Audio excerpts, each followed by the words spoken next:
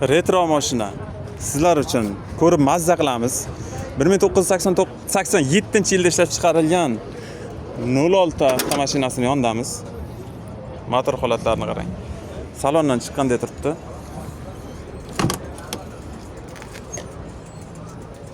Salonlari. Ichidan hidi ketmagan. Mashina o'ta tiniq holatda, hamma narsasi radnoy. 56 ming probegda.